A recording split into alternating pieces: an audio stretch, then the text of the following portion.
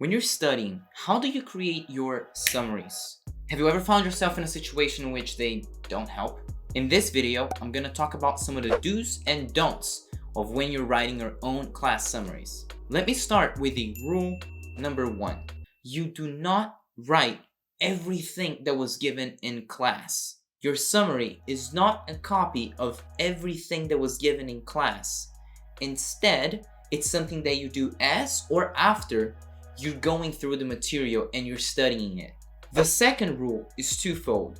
Use your own words and avoid details. You have to use your own words because that's what makes sense in your head, not what other person wrote. It has to be what comes from your head. Because when you're using your own words, you're actively engaging with the material. On the other side, one of the reasons why you don't write a lot of details is because you want to be able to look at your summary and immediately remember at a glance what that was all about. You want to remember what's truly important. But if there are way too many details, you're gonna lose track of what's truly important and what's not. Now, let's go to a few quick tips. When you're writing your summaries, make sure to use topics, bullet points, and keywords. Using topics and bullet points are gonna help you to stay organized.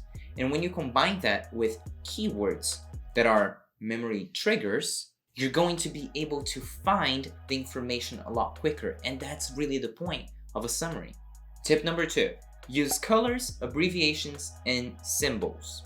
Another good way to keep things organized, neat, and make it easier to remember is to use different colors. So if you want to go and highlight different portions or sections and subparts of it, go for it. Just don't get way too caught up in highlighting the whole thing and then you don't know what's what, and then you're just concerned about making things look pretty. Because at that point, you're not studying anymore. You're just coloring. You can also start implementing abbreviations and symbols. And what I really mean here are like drawings and actual symbols. I say this because your brain works a lot faster when it's dealing with images.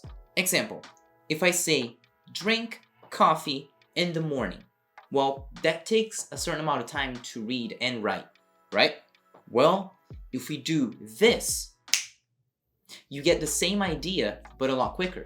Another example is if something is greater or higher, just draw the greater symbol or an arrow pointing up. If it's lower, an arrow pointing down. But just remember, when you're writing words, you are already dealing with symbols because, again, letters are really just symbols. So it's not like you're dealing with something completely different. You're just substituting the use of some symbols to something else that may be a lot more intuitive. And then with that, it's going to be a lot easier for your brain to memorize and recognize different concepts. Final thoughts. Your summaries serve for fixation, studying and sticking with the knowledge that you learned in that study session or class. If you do it that way, you won't have to create a massive summary when you're getting close to your test, or finding yourself trying to memorize all things at once. Another point is that summaries are for the main points. Do not write a bunch of details in them because otherwise you're going to get way too caught up in those tiny things and you're going to forget the big picture.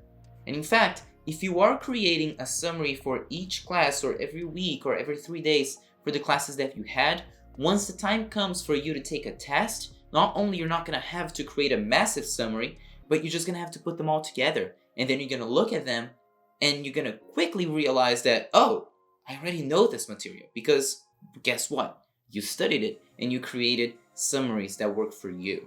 And then if you have any other tips or tricks you want to share with other students, feel free to drop it in the comments section.